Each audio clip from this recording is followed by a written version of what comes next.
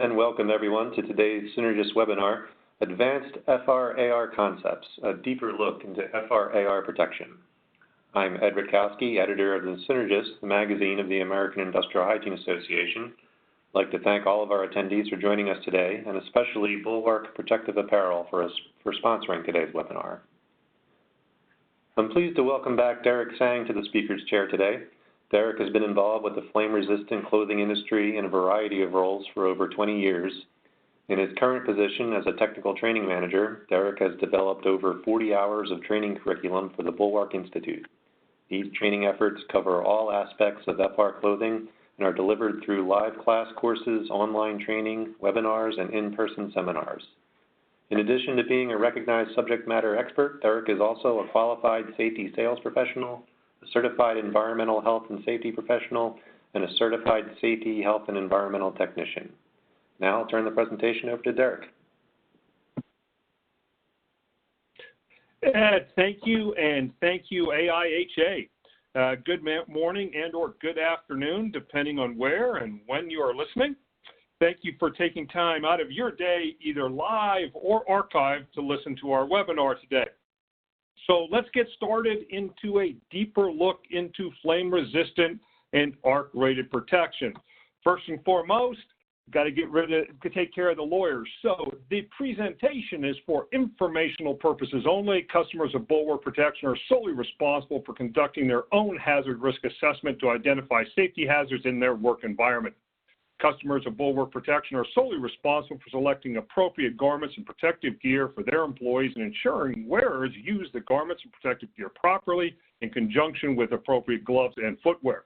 Because working conditions and other factors may vary, Bulwark Protection does not make any representation that these garments and protective gear will protect wearers from injury.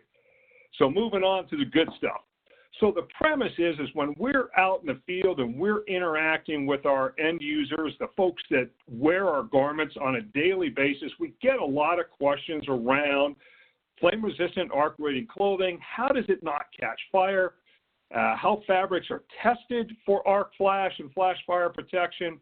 And what's the future of flame-resistant garments going forward? So all going well today in the 45 minutes or so that I'm going to chat, and then the 10 or 15 minutes for questions, we'll get an idea of the different kinds of FR science, or how FR science allows fabrics to self-extinguish, how FR properties are engineered into fibers and fabrics and what that means today.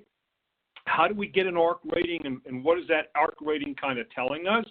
And then for our flash fire folks, what does it mean to be certified to be compliant to the NFPA 2112 standard for short duration thermal exposures? And kind of briefly, where do we see flame resistant technology heading, and how's that going to help going forward? So a few quick definitions.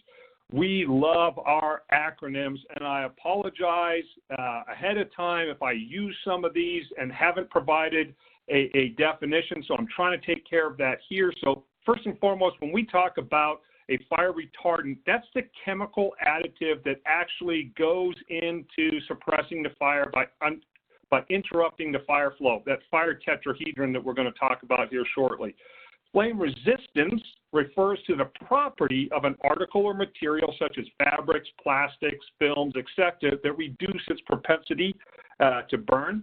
Flame resistant that you hear us talk about, that's actually referencing to the garment where its properties, and the only property it has is it puts itself out, does not support combustion, does not melt, drip, and add to the injury. Arc rated, you'll hear us talking about when we go to AR. That is additional testing to flame-resistant fabrics that allow it to now be utilized in an arc flash hazard. So FR first, flame-resistant, then AR, arc-rated. So FRAR is how we talk about it, because everything, first and foremost, before it can be arc-rated, has to be flame-resistant. Then additional testing, we then allow it to be considered arc-rated. So flame-resistant fabrics. Flame-resistant fabrics generally have been divided into two groups, and you may have heard these terms thrown around. these garments are treated to be flame resistant, and these garments are inherently flame resistant. What does that mean? Well, treated, there's chemistry that's applied to a fabric. So you finish the fabric first, then you apply chemistry to it, chemically treated. Inherent, it's an essential part of the fiber before it's woven, so it doesn't need any additional finishing. The terms inherent and treated have been bandied about really for about the last 30 years. You can make a reasonable argument that in the last 25 or so, they've been kind of neutralized. If not, they're not entirely accurate anymore, but they're so entrenched in how we discuss these, we may want to take a different look at it. So that's what we'll talk about here. The common understanding of inherent and treated. Inherent doesn't wash out. Treated, it's dependent on chemicals. True. Number of launderings doesn't matter, eventually washes out. In today's, that's not accurate. The FR properties are there for the life of that garment. FR properties remain for the life of the garments. Inherent, repeated launderings reduce the FR properties, no longer accurate. So there was a time and place in the 70s, early 80s where these common understandings were in fact true, not so necessarily today. So what are the actual meaning of the terms today? Inherent, the FR chemistry is built into the polymer of the fiber or part of the molecular structure of the fiber. There's no added FR chemistry at the fabric level, hence the FR properties remain for the life of the garment. In treated, FR chemistry is applied to the fabric. The FR chemistry is impregnated into the core of the fiber. It becomes part of the matrix. The FR properties of established, and that's the key, established brands of fabric remain for the life of that garment. So they're now, for all intensive purposes, equal. And as we talk about them today, you'll see more about what that means. For example, on this slide, we have a small, kind of blown up version of a fabric swatch. What you have running for this discussion, north and south for all intensive purposes, you have an aramid fiber. Running east and west, you have natural fibers. Or better yet, you could have running north and south, you could call it synthetic fibers, and east and west, you could have it natural fibers. They may have FR properties, they may not. In today's blends, either on the synthetic side, you have FR properties, on the natural side, you have fibers with FR properties, or both, combinations of both, different percentages of each. At the end of the day, is that swatch, which then becomes fabric, which then becomes a garment, is it inherent or treated? The point is there are no clear rules or definitions for marketing people to describe that, so I could call it both. I could call it one or the other, or I could call it what it is, engineered to have flame-resistant properties. So the terms treated and inherent were very relevant when there were single fiber types. Back in the early 80s, we had Kermel, we had Nomex, we had PBI Kevlar, we had FR 100% cotton, and FR 8812 cotton. Those were your dominant ones, and those terms were relatively decent descriptors. Today, with all the blends, not so much. So where are we today? Where should we communicate or talk about inherent and treated? Take it to a different level. What do I mean by that? Everything is engineered to have flame-resistant properties. Whether you engineer it at the molecular level, you engineer it at the fiber level, or you engineer it at the fabric level, as long as the common denominator for those engineering technologies where human beings develop flame-resistant characteristics in one of those three levels, is it flame-resistant for the life of that garment, meaning flame-resistant day one, day 1001, and more importantly, the day you need it. So all today's quality, market-proven fabrics have one, two, or all three of these technologies providing the FR solution. So they're engineered to be flame-resistant at one of those three levels. So as we look at things today, terms like inherent and treated, we should make a broader statement saying the engineering, did it occur, and is the engineering there for the life of the garment? And is it guaranteed to be there for the life of the garment? So as we look at expanding the terminology, that's where we look to be going. Why do we say that? Because the perfect fiber does not exist, hence the perfect fabric doesn't exist, hence the perfect garment doesn't exist. You have to do your hazard risk assessment. You have to know, is my primary hazard arc flash, flash fire, molten metal, combinations of which, and then look at market-proven solutions that best fit to protect your people for their particular hazard. As manufacturers trust that we are looking for the next winning fabric, we are looking to evaluate all viable fabrics that potentially can help solve the protection piece, the comfort piece, which we'll talk about, and ultimately give you some return on that investment, because these pieces of PPE by no means are inexpensive. So we're always looking for fabrics to help enhance or complement the current offering that's out there. So that's kind of where we are on the FR engineering front. So what is that FR engineering, whether it's at the molecular level, the fiber level, or the fabric level, what is it challenged to do, and what is it showing that it can do at the end of the day? It is interrupting the fire tetrahedron. Some people refer to it, they take out the chain reaction piece and they call it the fire triangle, oxygen, heat, and fuel. The chain reaction piece is what makes it a tetrahedron. That you need that in the right mix of oxygen with the available amount of heat that will cause decomposition of that fuel, which ultimately will create a chain reaction which gives off excessive amounts of heat, aka fire. We are looking with those three engineering technologies in our fabrics to interrupt the fire tetrahedron. So how do we do that? Really, there's three ways in today's commercially viable and proven FR solutions to do that. You have thermally stable fibers.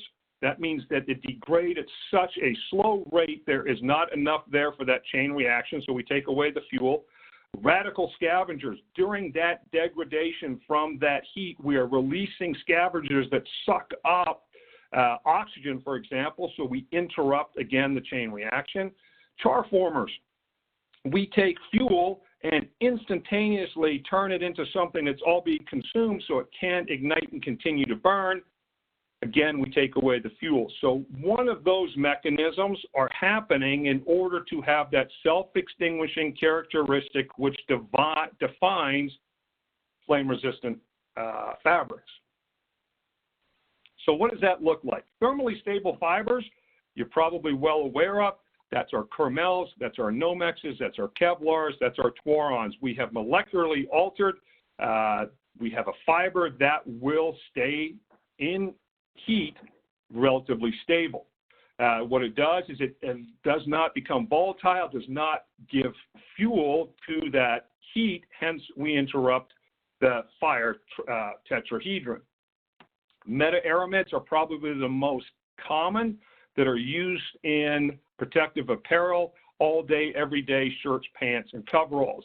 You can see some of the more sophisticated ones in there that you can see that are utilized in other areas like firefighter turnout gear, etc. But the most common one are the meta-aramids. You can see the brand names there, easily identifiable and very, very commercially successful. What are the advantages? Well, fabrics that are highly durable and can last many years, high cost, but good return on your investment. It doesn't rely on any fire retardants or additional chemistry to be added to the fabric. It is part and parcel already within that fiber's, for lack of a better name, its DNA. What are some of the drawbacks? Easily the most expensive solution typically. Some of the fibers have a harsh hand or low water observation, so from a comfort standpoint, they don't hit high on that scale. Difficult to dye, some user situations to where they don't offer a broad color selection for the end user, so a few disadvantages, but from a commercially successful standpoint have been just that. Radical scavengers. These are fire retardant chemicals that release radicals, interrupting, again, that fire tetrahedron. The most common ones are either bromine or chlorine based, and I can hear all the alarms kind of going off right now when we talk about those two concepts. They work in the gas phase, so as that fiber is degrading, it's releasing these radicals that are going to help interrupt. The most common one is FR motocrylics. That's where we see the most active use of that. Small molecule radical scavengers, these are primarily the ones that cause everybody angst. We see them in foams, plastics, other molded materials. We hear about them off-gassing, especially for our firefighters and things like that who are working in modern construction materials. You'll hear about a lot of this. These are your bromides. These are your ones that have the strong cancer associated with it. For the clothing, for the protective apparel world, we work with the polymeric radical scavengers. These are your chlorine-based ones that don't have the reputation as far as the bromine-based ones. Same type of concept, though. We are off-gassing. We're interrupting the fire tetrahedron from happening. We're messing with that chain reaction because we're sucking up all the oxygen. No oxygen, can't have a thermal event. Advantages. These fabrics can have really good flame resistance. It is permanent. It's actually, when you think of that motocrylic as a soup prior to being extruded into a fiber, that's where that fire retardant chemistry is going, is in that soup. So when we pull the fiber, it is a permanent part of that fiber.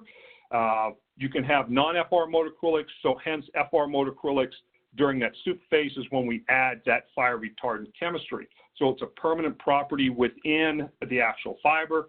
The drawbacks, motocrylics in and of themselves are relatively weak. You wouldn't want to have a 100% FR motocrylic garment. It's not going to have a lot of durability. So you need a lot of combination fibers to help support that and create that balance of protection, comfort, and value as you're looking to build into it. Charformers. These are typically phosphorus-based with assistance from nitrogen. The difference is from this mechanism standpoint, you're actually, during that thermal event, you're actually taking fuel or a cellulosic like cotton, you're instantaneously turning it to char, which you are doing two things. One, you're interrupting the fire tetrahedron. You're taking away the fuel because it can no longer be consumed because it's carbonizing. And then secondly, you're also forming an insulative component when that chars, which helps protect and insulate against that thermal energy. The most common, obviously, is our 100% flame-resistant cottons and our flame-resistant 8812, 88% cotton, 12% high tenacity nylon, which are the most commercially recognized in today's world. There's two primary ways to achieve this. You have the ammonia cure process and the thermal process. And I'm going to break this up kind of into three steps. Both of them start off with a THP pre-condensate. They dry it to a specific moisture level in the ammonia cure process. They hook it up with a nitrogen cross-linker in the thermal process. One reacts with gaseous ammonia. The other one is cured in the thermal oven. And then at the end of the day, we oxidize it, which creates that permanence, which creates that bonding agent. And then we have finished fabrics. The key takeaway in this whole process is this is not simple. This is not just taking fabric, aka fuel, cotton-rich products, putting it through a bath type situation, drying it at the end of the day, and you have fabric that can be utilized for flame-resistant clothing. This is something that takes a very high level of sophistication. It's been mastered now with all of our mills here in the U.S. and in other places to where this process is permanent. It's done at a level of sophistication and a level of science now for over a quarter century of market-proven performance. So don't let this process take away as being any different or any less, even though it was third in the discussion here. We weren't starting with good, better, best. This just happens to be the way that we went through. But the key takeaway is you have to utilize trusted sources because it's not that simple, and it has to have a proven track record. What are the advantages in this? Obviously, from a cotton-rich standpoint, it's pretty cost-effective. You get all the already inherent comfort properties of cotton are largely preserved even when going through this process. Dyeing and finishing is relatively easy. Downside, lower service life. The natural properties of cotton, it wears out quicker. It has to be processed correctly. That being said, it's very, very hard to mess up good FR today. So don't take away from this that there's anything from a good, better, best standpoint. So let's look at testing to the hazards. What happens now? We've got this concept. We've got the engineering that occurs either at the molecular level, fiber level, fabric level. We make fabrics utilizing one, two, or all three of those solutions, and then we have to test it towards our hazards that we're looking to protect against. So what makes up that ARC rating for our electricians and our utility folks, and what makes up that 2112 compliant for those who are exposed to short duration thermal events? So what is in an ARC rating? So by definition, an ARC rating is one or two measurements. It's either an ATPV, an arc thermal performance value, or it's an EBT, energy break open threshold. Both of those are ARC ratings. So when they are tested to an electrical arc flash, you are going to have one or two, you're going to have either or for your ARC rating. You're either going to have an ATPV or an E sub BT. In the Faraday cage here, in the ASTM 1959 testing apparatus, you take predetermined cut swatches of fabric. There are typically 3 panels in this setup. It is 12 inches away from the source, and we conduct 21 arcs. And during that, we mess with the duration as far as the cycles to achieve higher or lower energies to get a predetermined result, not predetermined result, but a predetermined width of exposure. And one or two things are going to happen.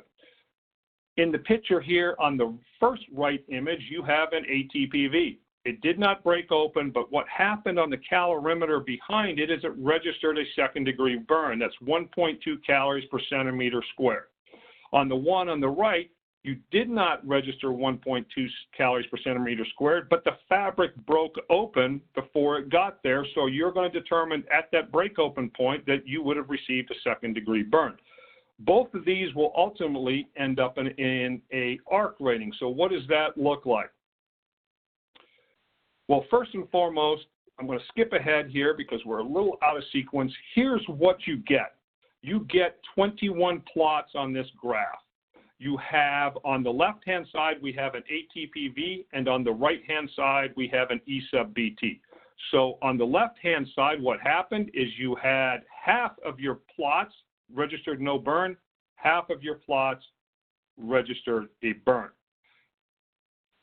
In the break open, no break open scenario, half of your plots didn't break open, the other half of your plots did break open. We use nominal logistic regression. We come up with what's called a Stoll curve and a 50% probability, and this is what your ARC rating is. It's a 50% probability that I will receive a second-degree burn, or a 50% probability that that fabric will break open. That is your ARC rating. Your ARC rating is measured in calories per centimeter squared.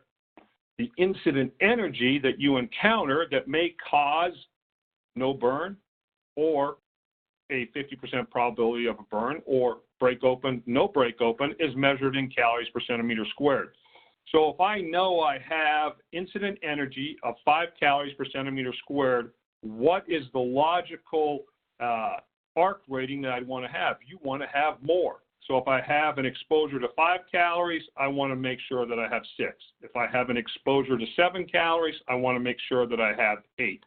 That is the relationship between arc ratings and incident energy. But the dynamics of an arc flash are a lot more than just that heat. We have blinding white light. We have energies that go from 35,000 degrees in the arc gap to 8 to 10,000 degrees outside that box. We have acoustic energy. We have concussive force. So all our arc-rated garments do is self-extinguish, insulate, and protect you up to their arc rating. But all this other stuff in here, we need our additional PPE, our hard hat, our face shield, our safety glasses, our hearing protection, our balaclava to protect our exposed neck. We need to have our rubbers, our leathers, our insulated tools. Because remember, that 7-ounce shirt, that 9-ounce pant, that 6-ounce shirt, that 12-ounce denim, all it's doing is insulating and protecting up to its arc rating and self-extinguishing once the ignition source is gone. There is no other protective properties against all this other nastiness that's happening outside that laboratory. What does that look like schematically here in this little drawing? Here we have our poor project manager with his rolled up sleeves, his line drawings, and here we have our arc flash. Again, up to 35,000 degrees in that arc gap. Everything that was metal inside that box is being instantaneously vaporized and coming out at 750 miles an hour at 1900 degrees. We have the concussive shock wave. We have all the IR and all the UV. All that nastiness is happening, and all we are doing in our arc-rated shirt, pant, and coverall is not igniting and continuing to burn. So there's a lot of other nasty things in there that we're not protecting you against or can protect you against. So what about in our flash fire world? What does it mean to be NFPA 2112 compliant, and why should that be important to us when we're looking at the decision-making process? And again, encompassing what happens in a laboratory versus what happens in the real world. So first and foremost, what are definitions? Flash fire is a short duration fire that spreads by means of a flame front rapidly through a diffuse fuel. What are diffuse fuels? Dust, gas, or vapors of ignitable liquid without the production of a damaging pressure wave. In the 2112 most recent, it's a short duration thermal exposure from fire, a period of egress from an accidental exposure. A period of egress means getting away quickly. It includes, but it's not limited to, vapor cloud fires, which we'll talk a lot about, jet-fed fuel fires, liquid fires like pool fires or running liquid fires, solid fires, material and dust fires, and warehouse fires. So really that covers a broad spectrum of thermal events. The key is short duration. Now, there is no number today in the standard, even though for years it was 3 seconds or less. So there is not the clear differentiation of when it becomes a short duration event and when it comes into a fire. NFPA 2112 requirements are on fabrics, garments, and findings. So, and facilities. What do I mean by that? Well, the fabrics have to show and prove that they have durability. It's 100 launderings to be 2112 compliant, which is pretty good if you think about it. If I wash it every week, or if I wash it every other week, like in an industrial laundry environment, that's 2 to 4 years. All right? They have to meet standards for thermal stability, shrinkage, because that's all happening on the wearer. So we want to make sure that it doesn't shrink wrap to us, and we want to make sure that it has some insulative components and heat transference is kept to a minimum, because we can still have a very, very stable product, but if we allow a lot of heat to pass through, that's not good for us either. Then the big one that everybody focuses on is the ASTM 1930 test mannequin, which is a 50% or less body burn in a jet-fed fuel fire, because it's propane under pressure for 3 seconds at 2 calories per centimeter squared. We collect data for 60 seconds, and we give you the traditional burn graph that everybody likes to focus on. And here's what you have. These are our burn graphs from 2 different fabrics. I've pulled out what the percentage of 2nd and 3rd degree burns are. One fabric is just under 14%. The other fabric is just over 34%. Please note right away on the top, you can see that the head is always factored into the body burn percentage. It's always unprotected, so always 6 to 7% of that number right off the top is going to be unprotected head in the mannequin. Why do I show you that? Because it is worst case scenario. When you look at that test mannequin, what it's undergoing, it's done that in a laboratory environment to replicate what? Fabric performance. One thing to understand, these are not garment tests. They are not commercially viable garments. They don't have shirts. They don't have, pockets, extra placements, chest pockets, rear pockets, double layered fabrics for knees, elbows, etc. These are single layer, cut specifically for the test to see if that fabric produces less than 50% body burn. That means then additional testing can go on to ultimately end up in a shirt, pants, or coverall. It's important to understand the difference between the test methodology and what's happening in the real world. ASTM 1930 tells you not to utilize the test results from the fabric test, which is pass or fail, less than 50% body burn, as the only evaluation in your selection process. It's important to understand the difference between fires and flash fires. For example, fires are fuel fed. It's going to be constantly going until you shut off that fuel. Flash fires are fuel limited. That diffuse fuel is going to be consumed and consumed rapidly. Fires are relatively static. Flash fires are typically rapid moving flame fronts.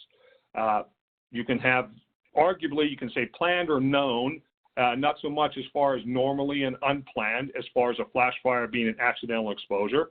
Fires typically multi-layer protection, breathing apparatuses, primary PPE versus secondary PPE in a flash fire environment, single layer FR fabrics that have flame resistant properties that have been tested to the hazard, and typically respiratory protection is generally not required.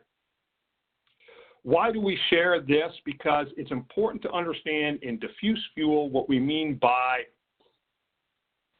consume quickly. I would easily just describe going out to my patio, turning on the propane burners of my barbecue, lifting up the lid, count to a count of fire, hit the igniter, and you're going to create a small flash fire.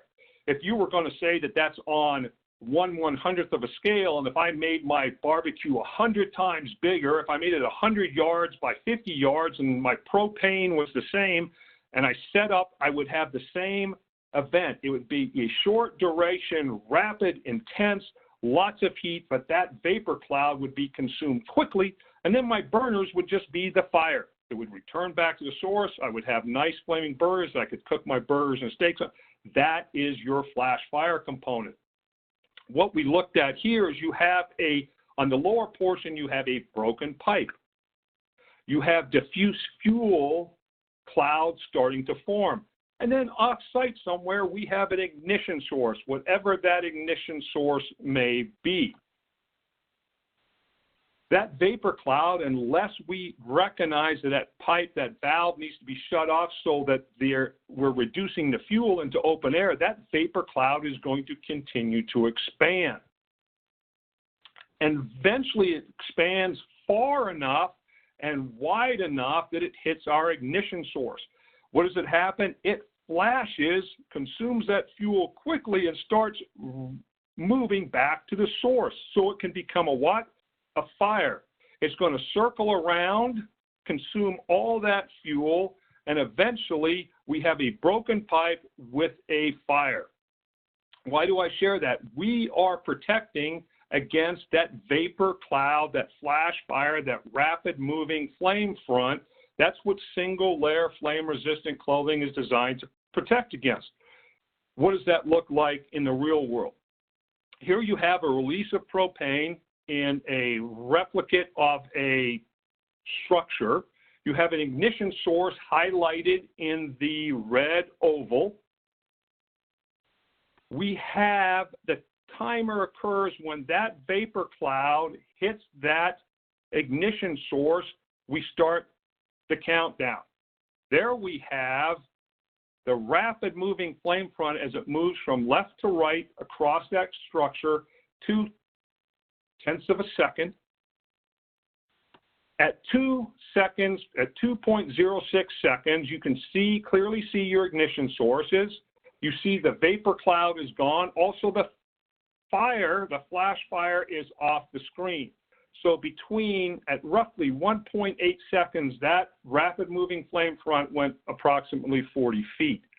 That is what it looks like in the real world. So when we take our ASTM 1930 test methodology, which is in the laboratory, full 3 seconds, 360-degree exposure, we can see that when we replicate that in the real world, much shorter in duration, much shorter in the time we are spent in the flame front because it's rapid and moving. And we clearly saw within 1.8 seconds it had moved 40 feet, and at no single time in space was it occupying for 3 seconds. So the good thing is, for that test methodology, when we get results, our fabrics that pass and meet that standard are pretty darn good at protecting you in that environment.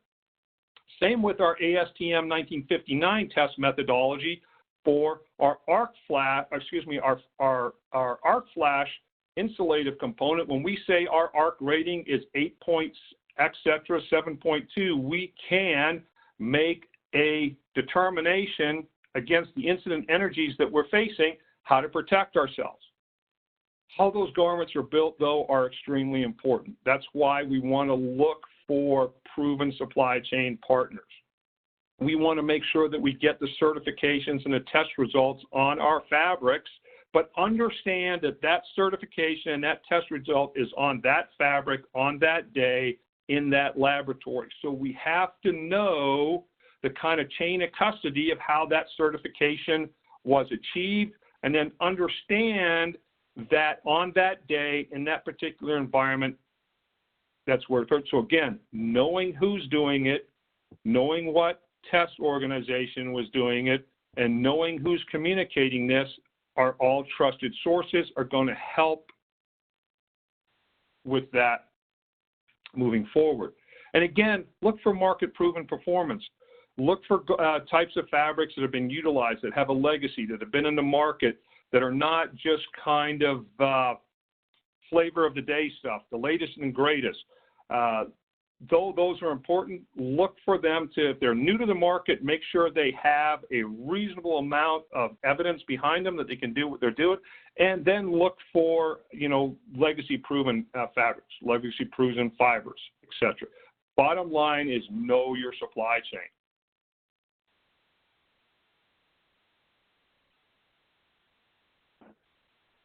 So where are we going? What are we looking to get to? You may have heard terms like occupational athlete, performance garments, ergonomics. Everything that is happening in performance fibers, ultimately performance fabrics, and that are going into our non-FR world, we are looking to capture similar properties and bring them into flame-resistant arc-rated garments today. Now, as easy as that sounds to say, it's not as easily done. There are a couple of things off the bat, though, that you can do as far as building ergonomics into shirts, pants, and coveralls. You can get better performance and durability by providing gussets, crotch gussets, underarm gussets. You can put articulating knees and elbows. We've done studies that show in many coveralls look great on mannequins. Many coveralls look awesome when in static conditions, but if you try to work in them, completely different results. So there are some patented features in select garments that allow for greater range of motion. We understand that when folks wear our coveralls, for example, and they're stepping up into a truck bed, stepping onto a large vehicle, working on an oil rig, climbing, doing all those things, as you reach up, you don't want your whole garment reaching up with you. As you bend, you don't want everything moving into one area to where it constricts things. So they're building a lot of ergonomical features in today's shirt, pants, and coveralls. Looking from a comfort standpoint, if we could have the lightest weight, most air permeable, assisted with moisture vapor transfer, which assists in moisture management, you would have a lot more compliance in many cases, because if it's comfortable, easy, and light to wear, most people are not going to push back against wearing it. So the number one complaint for FR for decades has been it's too heavy and uncomfortable. Well, today's fabrics and today's technology, we're seeing that fabric weight dropping down from traditionally what used to be 8, 8.5, 7, 7.5. We're seeing that now where we're well under 6. We're down to 5.3 ounces. We're down to 5.5 ounces. We're seeing better air permeability with moisture wicking components, because as easy it sounds to take all that technology and all that performance and all that moisture wicking from our traditional athletic type performance fabrics, it doesn't always translate into being able to sustain and self-extinguish in the FR world and do what it's necessary to do, and that's first and foremost protect you in an arc flash or a flash fire. Secondly, that if we can make it comfortable, great, but it doesn't matter if I can't protect you. So as we look at these fiber combinations, remember going back to that engineering at the molecular level, the fiber level, or the fabric level, you start looking at the pros and cons of all these fiber types out there, whether it's a natural, like a lyocell, or you're looking at cotton, or other cellulosic-rich components like rayon, and how can we get those in and still maintain the important piece, and that's protecting you in an arc flash and a flash fire. Long-winded way of saying we're slowly getting there. As we are producing lighter weight fabrics that have equal to or better protection, you're now able to look at engineering into those fabrics, moisture wicking components, things like insect repellency into those. You're looking to find more than just treatments on these types. You're looking for a permanent part of the fiber matrix. You're trying to bring in all these nuances so you can cover a broader range of hazards and avoid things like people talking about heat stress and such. So comfort, durability, you want it to last. I can make it lightweight, but if it costs you X amount of dollars and only lasts you 6 months, you're not getting the ROI either. So it's that balance of protecting you, making it comfortable and lightweight enough that there's going to be no pushback in wearing it, and also have some durability, have a decent life cycle to it so that there can be a reasonable return on investment, and providing all the mobility and all the enhancements that you would expect from a performance garment that happens to have some flame-resistant arc-weighted properties. So as we're wrapping up, and we're going to have some time for questions here, and if we don't get to all your questions today, my commitment to AIHA is they always send me the list of ones that were asked and answered and ones that were asked and not answered, and I'll make sure that I'll get you the answer, or if I can't answer them, the resources for those answers for you to get those. So as we wrap up, fire is a complex chemical reaction. Retarding fire can be accomplished by interrupting any leg of that fire tetrahedron, and we've shown you the most common ways that it's done today in today's flame-resistant fabrics. The 3 common techniques to review are thermally stable fibers, like the Nomexes, the Kermels, and the Kevlars of the world. Gas-phase radical scavengers that we talked about, the most common being our FR motoracrylics. Solid-phase Charformers, where we see that the most in the commercially viable area, is our cotton-rich flame-resistant fabrics. Each of these flame-resistant fabric strategies have advantages and drawbacks, and what we do as manufacturers is we try to combine the best and minimize the drawbacks to get the best from a protection, comfort, and value equation. Whether the FR technology is a property of the fiber, whether it's a property of molecular as far as the engineering goes, or it's something where we've engineered that natural fuel to have flame-resistant properties, make sure it's durable for the life of that garment. And that sounds, and it always takes people a little bit to get their head around, what does that really mean? Our garments all have a natural life cycle. We are retiring garments on a regular basis just from day-to-day activity. Take our work clothing out of it, take the FR property discussion out of it. Just on a regular wear cycle, we are continually upgrading our clothing and we're downgrading others. The exact same takes place in that life cycle of that flame-resistant garment. Why do we say it that way? I can be on the same job site with my colleague, and because he happens to have just a little bit different job description than I do, he can burn through his work clothing that happens to have flame-resistant properties in 12 months, and I may take 24 to 30 months to go through mine. There is a wear cycle on everything when it gets thread-borne, when it gets ripped, torn, otherwise. That's what we're talking about. It has nothing to do with the flame-resistant engineering. The flame-resistant engineering from top-quality manufacturers and supply chain partners today in the U.S., as I said before, very, very difficult to mess up. It's been proven now for decades to do what it says it's going to do, and that's protect you in these short-duration thermal events, whether that's arc flash or flash fire. Certifications and test results should be relatively easy to do, but just remember it's on that fabric, on that day, and under those particular conditions. So make sure that you research who the testing sources are, make sure that they have some credibility, and hence make sure that supply chain has the credibility and work with proven supply chain partners. Why? Everything works well as soil protection. It's really expensive soil protection, but remember, we build this stuff to be used, hoping you never have to use it for what we build it for, because what we're building it for is to protect you against an arc flash and a flash fire.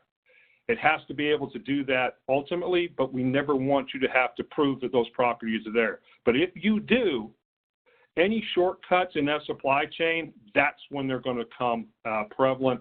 That's when cost cutting and corners that were cut are going to be shown, is the day that you need it to work exactly perfectly, and it may or may not be there. So do your homework, get with proven supply chain partners, get with resources, and make sure that everything is in place. So with that, again, thank AIHA, and I'm going to turn it over to Ed and answer any questions that we may have. Great, thank you, Derek. It looks like we have a little bit more than 10 minutes for questions. Just a reminder to our audience, if you'd like to ask a question, please type it into the chat window on the right side of your screen and send to all panelists. The first one up for you, Derek, is a topic I think you might have addressed it earlier in this presentation, if not in a previous presentation, but we have a question, are all flame-resistant garments arc rated?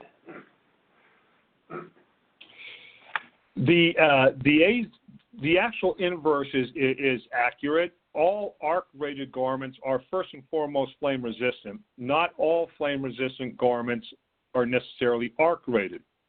What do I mean by that? There are some very elementary basic tests to determine if something has flame-resistant properties.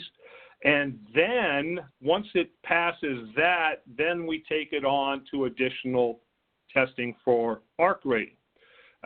There are certain garments out there that would never be exposed or tested to an arc rating because their FR properties are for such things as welding, grinding, pretty much low energy thermal exposures, nothing as dramatic or as dynamic as an arc flash. So those technologies would never even go and have an arc rating. Hence, I can pick up a pair of welding greens and I won't find an ATPV or an E sub BT in that garment because it's never been tested to it, nor should it ever be tested to it. So there are technologies, FR technologies, on the low end that would never get there. So easy answer is all arc-rated garments by definition, first and foremost, have to be flame resistant. Not all flame resistant garment fabrics get to go to be arc-rated. Great, thanks, Eric. Luis asks, how do you know when to replace an FR garment? Is there an indicator? It would be interesting if there was something that either changed color, or if you remember, like when you used to, throw your turkey in the oven prior to Thanksgiving there, and that little indicator would pop up and let you know that it's been cooked all the way through.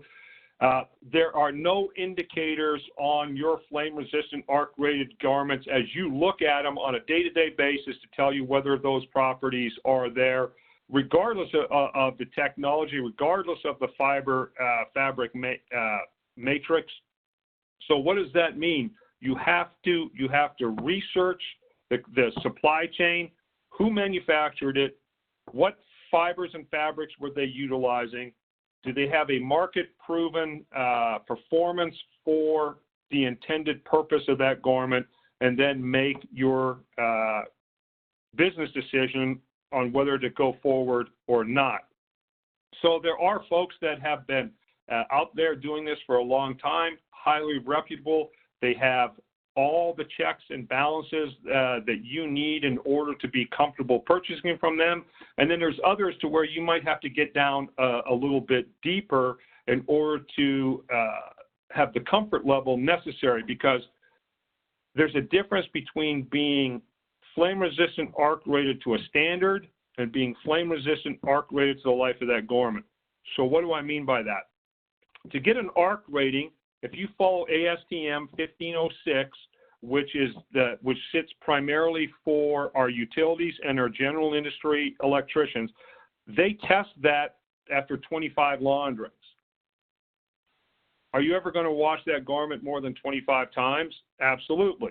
As I talked about 2112, that's 100 launderings. That's only 2 years of wear life. There are fabrics out there and garments out there that last beyond 2 years of wear life in that environment. So if I'm only guaranteed to meet the standard, you're out of standards at 6 months in electrical, and you're out of standards at 2 years in flash fire. So what do I mean by that? You have to go beyond it. It has to be for the life of that garment. So that garment, if it's in service for 3 years or in electrical for 2.5 years, those flame-resistant arc-rated properties need to be there. So going beyond and understanding what that manufacturer is willing to guarantee to is going to give you that vote of confidence, that peace of mind that's going to be needed to implement these in the field. That's why just going out and buying anything from anywhere, I wouldn't recommend. Okay, thanks, Derek. Lito asks, for a chemical splash involving corrosives that are in a fire situation, how much of a decrement can be expected in the FR value?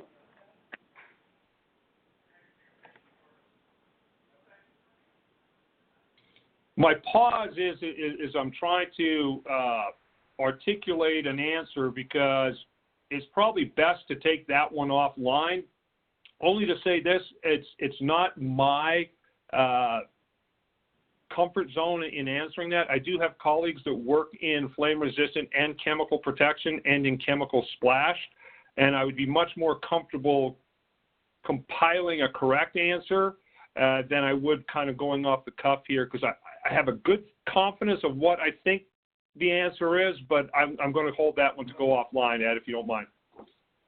No worries, Derek. We'll make sure that we get you the contact information so you can respond to that question later. The next question, what is the best FR fabric? Well, I could line up all my supply chain partners and all my fabric mills, and you'd probably get about if we use a half a dozen fabrics, you're going to get a half a dozen answers. The best answer to give you is the best fabric is the one that provides you the greatest protection, the most comfort at the best price point for your hazard and your working conditions. They all have their pros and they all have their cons. Synthetic rich solutions, very durable, last a long time, maybe not the best comfort properties. Comfort and lightweight, not very durable, thus maybe not the best ROI on your investment. So as you look at the offering, my selection is get a controlled wear test, get a good cross-section of fabrics and garment styles and weights for your hazard, work with a company that can support that financially and also have the expertise to walk you through what the results are. I've had humorous stories, believe it or not. I went on a wear test with a competitor after a competitor was in there, and I told they wanted to try our product, so no problem. Here's our shirts, here's our pants. And oh, by the way, make sure if you wear a cotton T-shirt underneath your flame-resistant arc-rated clothing, please don't during the wear test. And everybody was shocked. And they said, why? No one has told us that before. I go, because during a wear test, you're not wear testing my fabric, you're wear testing your cotton BVDs.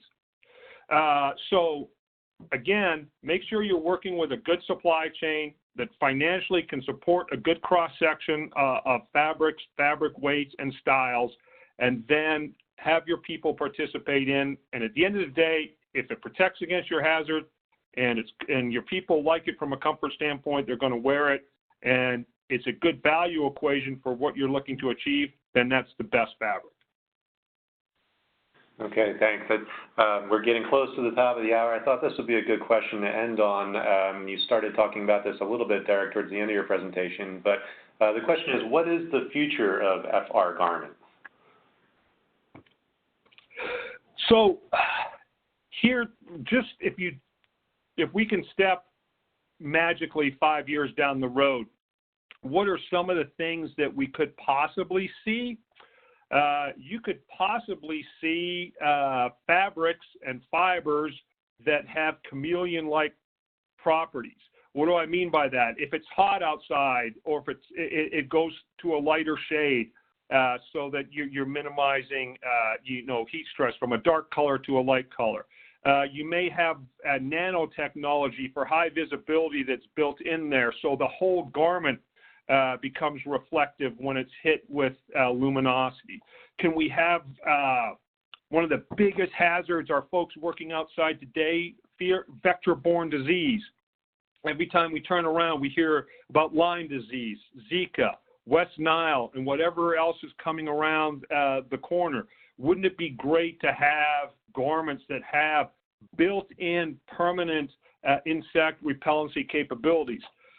So these are all things that are happening within our community.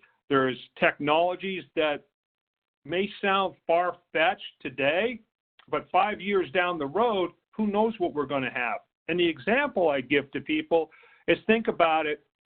If you're in my demographic, and that's 50 plus now, back in the day when we were all running around like kids, no one wore polyester. If you wore a polyester T-shirt back in the 70s and early 80s, people looked at you like, what's wrong?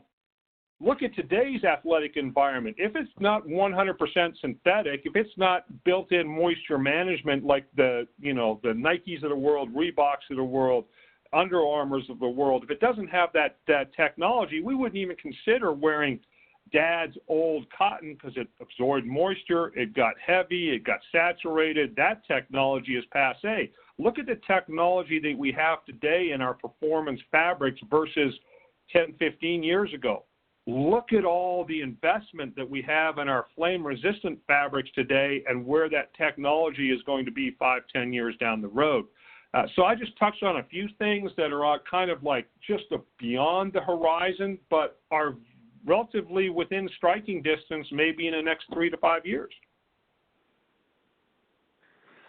Great, thanks, Derek. And that is all the time we have for today. Thank you for such an interesting presentation.